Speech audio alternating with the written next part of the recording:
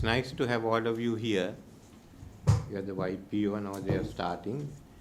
What I can do while you do your politics, as I agreed, is to talk on some of the important topics which can be also then publicized, especially to start off with foreign affairs, because after I made my speech in Oman, people want to know what the global power situation is. As I said, there will be by 2053 powers, China, India and USA.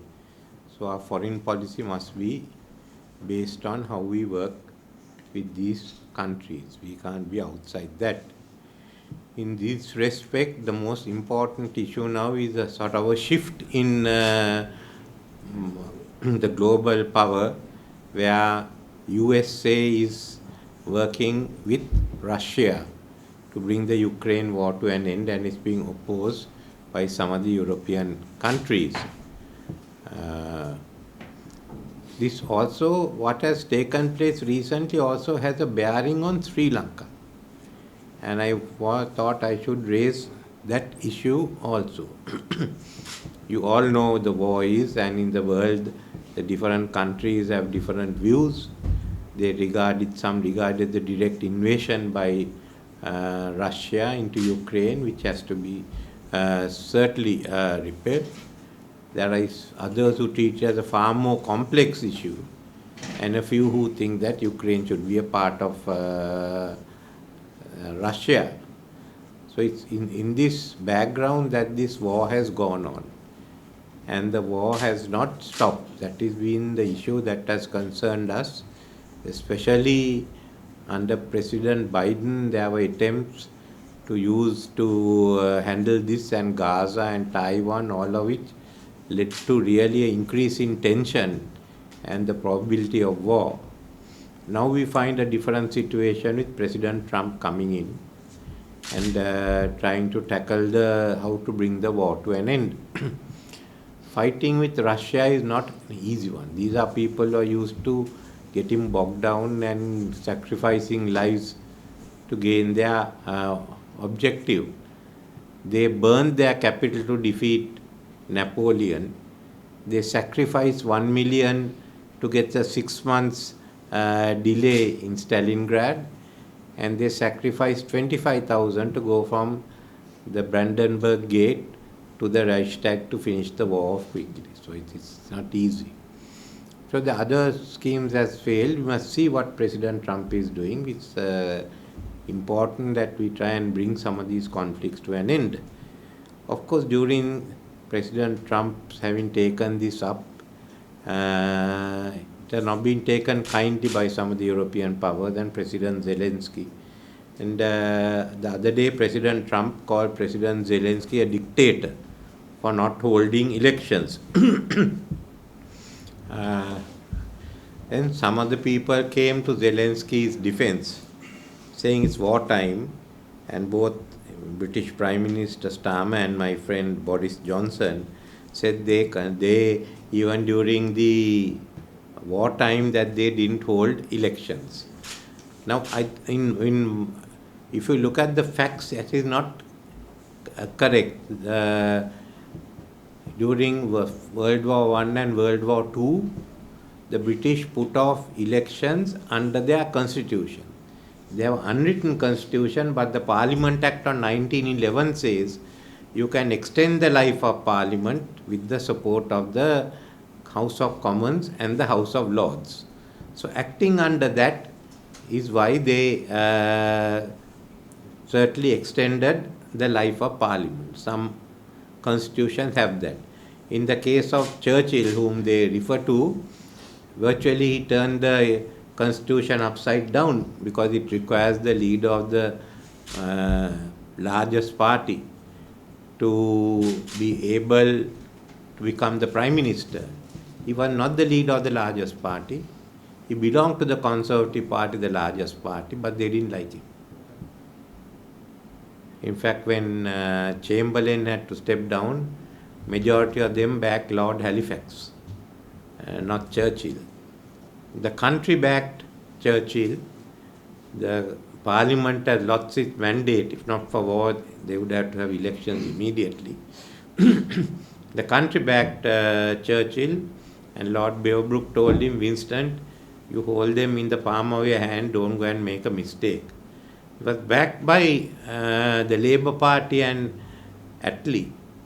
When the Labour Party at its conference sent a reply saying they are not willing to serve under Chamberlain.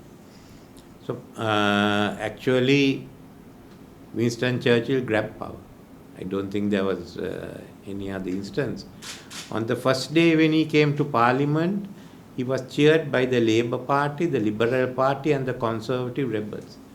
The majority of the Conservatives waited and got up when Chamberlain came and cheered him. This was noticed by certainly David Magason. Magason was the chief whip, and the next day he told them, when I wave the flag, when I wave my handkerchief, as Prime Minister comes, you must get up and cheer. So it was that they called him half-breed American. So this is no comparison to Churchill or what happened there. Similarly, Ukraine constitution says parliament elections need not be held when there's martial law. So that is there for the parliament. The work over the Rada, that's their parliament. And but it's very silent about the president.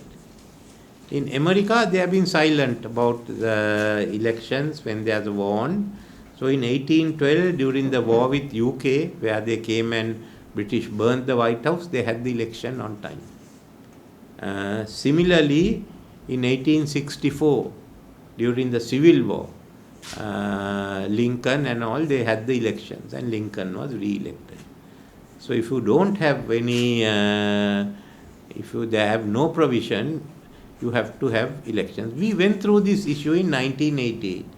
We had both the LTT fighting us in the north and the JVP fighting in the south. Should we put the election off or not? And President Jayawardena said, no, we must hold the election, whatever be the consequence. So we held the elections, a lot of people were killed. President Premadasa got in with a small majority. Mrs. Bandaranaike challenged it in the Supreme Court. She lost. We accepted that. So we went through all these troubles, people being killed, to hold the 1988 election. In 1993, we had provincial council elections, in the process of which both Mr. Lalit Atulat Mudali and Mr. Premadasa were killed. So we lost that also. But we held the elections. In 1994, we lost Mr. Gamini Disanayak and some of the others. In 1999, President Kumanatunga lost her eyesight. So then in 2005, Prabhakaran prevented people from voting. Nevertheless, we went. I didn't go to challenge it. I don't think it should be done. So if there is no there is no provision about putting off elections, then you must hold elections. There's no other way. And we have a country went through that, though we are criticized.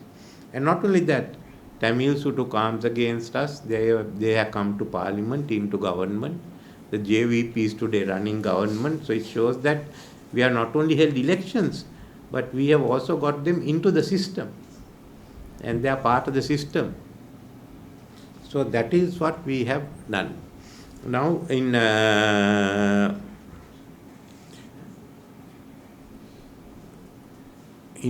Ukraine, they have not done that. So President Trump was correct. They had passed a resolution yesterday. But that does not make it legal. It is not legal. The Verkhovna Rada then must act under the constitution, because the preamble says people's sovereignty is exercised by the parliament, and Article 5 says people hold power directly and through bodies of state power. So then they must, I think, they must at least present act to Parliament and get it passed. And if it's, then of course it will be scrutinized by the Constitutional Council. I am not saying for them to give up. They are having a war, they are fighting it with Russia. But they should follow the constitution. Now this is where I have a problem, because we are treated one way and the Ukrainians are treated the other way. In our country, I put off the local authority election, still people could go to the Supreme Court and get an order. Here, everything is silent. They are not acting legally. They should act legally. But all the countries are silent. So we are being treated in one manner, they are being treated in another manner. And we have the resolution on Sri Lanka coming up in September. And the minister was there yesterday or day before. But we should really look at this whole issue now. Why are we being treated differently? We also had a war. We also went through. And the then president, Mahinda Rajapaksa, gave assurance to the Secretary General of the UN, Mr. Ban Ki-moon. We have not fulfilled it, and I say we should fulfill it. What we have, and we took steps in the last year, especially to have, I think with all the consultations, we've agreed on a commission for truth, unity and reconciliation. The other laws are there, we have to implement it. And I still stand by the fact that this commission we should bring to law, helped by Japan and South Africa. And then we should carry out what the inquiries and investigations by ourselves. But looking at what has happened, I don't think we should ask the High Commissioner for Human Rights to come into this. We should keep it out. We have Japan, we have South Africa. If EU or any other country that is represented here wants it, certainly. International Bar Association, ICJ wants, yes. But I don't think we should go, because they are playing politics there.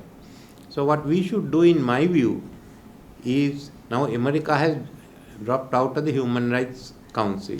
So the power balance has to change, and the BRICS will have more power. So we should talk with the BRICS and in the next take up the issue that there has to be a fundamental restructuring of the High Commissioner's office, especially the Asia division.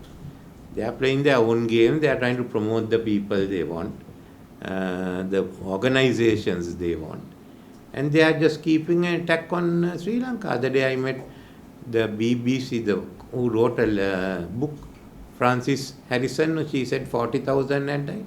When I told her she had lied, she said I didn't say 40,000 had died.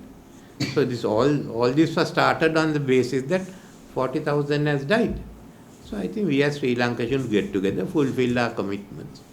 And if we want to ask other countries to come, but we should keep the Human Rights Council up. But I'd expect the government, and I think rest of us, will look at what steps should be taken before this resolution comes before the Human Rights Council. You can't have two different criteria where we do everything and we are blackguarded every day, and they just don't hold elections. They violate the constitution when they can do it constitutionally and delay the president's election, and they get away. It's completely silent. In my view, this resolution doesn't this. They have to go back, pass a law and cover the period then, which means from March 2024 there has been no legal precedent. They must take that. But this shows that there are double standards, and I think we should now take action on this. So so my first discussion with you is on this issue. You are lawyers, now you all should take it up. Go to the Bar Association and tell them. Okay. You're watching the Lifetraveler channel.